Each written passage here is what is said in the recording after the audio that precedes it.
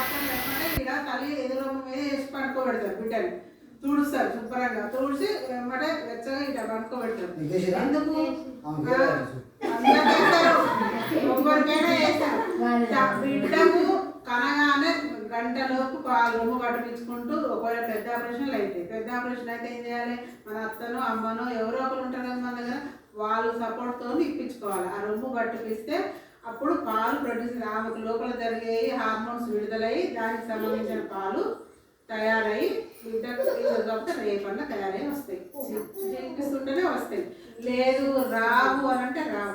కానీ కన్న ఒకసారి కడుపుతో ఉంది, ఆడది కడుపుతో ఉంది కన్నది అని అంటే పాలు ఖచ్చితంగా వస్తాయి అని అర్థం. రావు పాలు రావు అనేది ఉండదు, అది మీ మిస్టేక్ వల్ల రాకుండా ఉంటుంది.